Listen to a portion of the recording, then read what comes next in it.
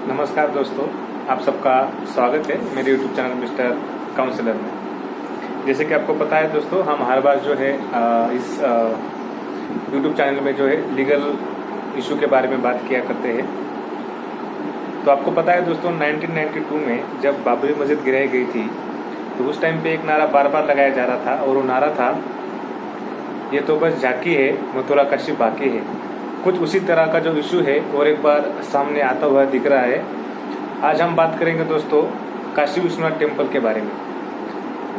8 अप्रैल को वाराणसी कोर्ट ने एक जजमेंट दिया है, एक ऑर्डर दी है, और उस ऑर्डर के तहत ASI यानी कि आर्कोलॉजिकल सर्वे ऑफ इंडिया को वहाँ पे स्टडी कंडक्ट करने के लिए परमिशन दे दी गई है 8 अप्रैल के जजमेंट के हिसाब से। हालांकि वो जजमेंट जो है कल यानी कि मंडे को इलाहाबाद हाईकोर्ट में चैलेंज किया गया है और उस पर स्टे की डिमांड की गई है। अब इस ऑर्डर के बारे में हम कुछ जो है स्टेप बाय स्टेप चीज़ें, उसमें जो कुछ कॉन्ट्राडिक्शन है, कुछ ओमिशन है, उसके बारे में बात करने की कोशिश करेंगे और उसके कुछ जो लीगल इशू है वो समझने की कोशिश करेंगे स्टेप बाय स्टेप। सबसे पहली चीज़ तो यह है दोस्तों कि 1991 में ये इशू जो है टेम्पल ट्रस्ट की तरफ से सामने आया था, लेकिन वो जो ऑर्डर है उसकी वो अभी इलाहाबाद हाई कोर्ट में उसके ऑर्डर पेंडिंग है। इस पिटीशन में जो ऑर्डर की गई है वाराणसी कोर्ट की तरफ से, उसमें जो इग्नोरेंस या फिर जो कॉन्ट्रडिक्शन मेजरली दिखाई देता है कोर्ट का, वो दिखाई देता है इन regarding with places of worship act. अभी प्लेसेस ऑफ वर्शिप एक्ट जो है 1991 में पास किया गया था और उस लॉ का प्राइम पर्पज ये था कि जो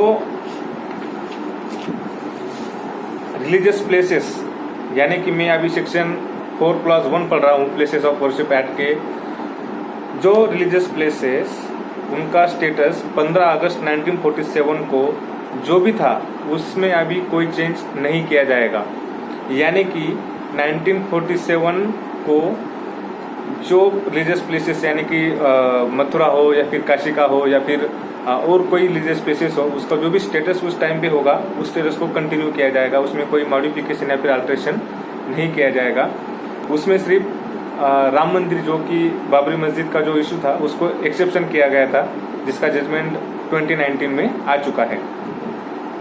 उसके बाद सेक्शन 4 क्लॉज 2 ये भी बताता है कि 15 अगस्त 1947 से अब तक जो भी केसेस पेंडिंग हो गए वो pending cases shall be abate, यानी वो सब केसेस अबेट कर दिए जाएंगे।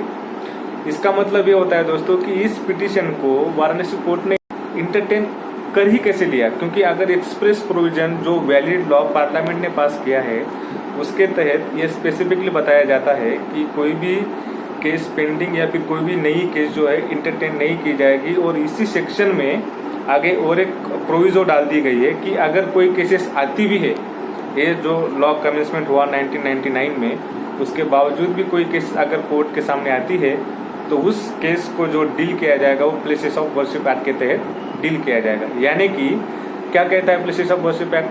प्लेसेस ऑफ वर्शिप एक्ट ये कहता है कि जो स्टेटस 15 अगस्त 1947 को था उस स्टेटस में जो है अभी कोई मॉडिफिकेशन या फिर कोई बदलाव नहीं किया जाएगा। अभी एक चीज़ जो है इसमें जो समझने लायक चीज़ है दोस्तों, जो गलती बाबर ने या फिर औरंगजेब ने या फिर जो कोई राजा होगा या फिर जो रूलर होगा, उन्होंने जो गलतियाँ की है वो गलतियाँ हम अब नहीं सुधार सकते। हमारा जो इतिहास है वो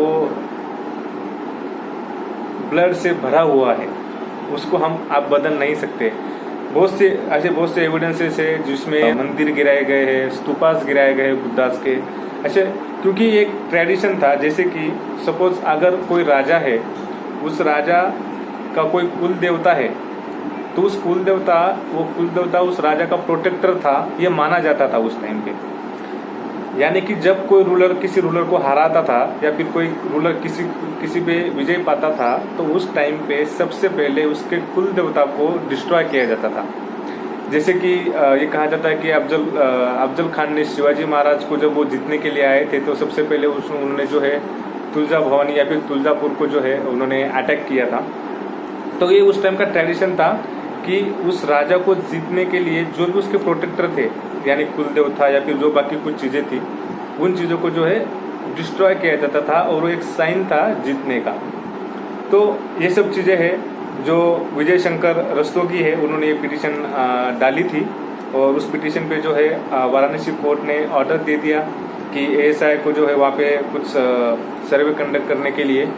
ये चीज़ क्लियर है दोस्तों, जैसे कि बाबरी मस्जिद के केस में भी सुप्रीम कोर्ट ने अपने जजमेंट में एक्सप्रेसली कह दिया कि ऐसा कोई एविडेंस सामने नहीं आता है जो कि ये बताता है कि बाबरी मस्जिद जो है राम मंदिर को गिरा के बनाई गई थी।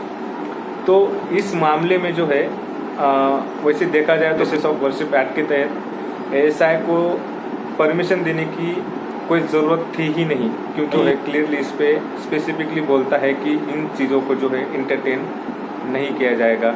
हाँ, हालांकि ये बात अलग है कि जो प्लेसेस ऑफ वर्शिप एक्ट है उसकी वैलिडिटी जो सुप्रीम कोर्ट में अभी चैलेंज हुई है और उस पर जो है सुप्रीम कोर्ट ने कुछ नोटिस भी इशू किए हैं सेंट्रल गवर्नमेंट को। उसके बाद अगर सुप्रीम कोर्ट इसके कुछ प्रोविज़न इनवैलिड करता है तो फिर ये जो सब केसेस है वो फिर से एक बार ओपन की जाएगी। तो उस टाइम पे जो है ये ऑर्डर शायद अच्छा माना जाए या फिर उस टाइम पे ये जो ऑर्डर है उसको कंटिन्यू किया जाए। अभी जो जज आशुतोष तिवारी ने ये जजमेंट दे दिया है और इस जजमेंट को जो है अभी मंडे को इलाहाबाद हाई कोर्ट में चैलेंज कर दिया गया है और स्टे की उसमें डिमांड कर दी गई है।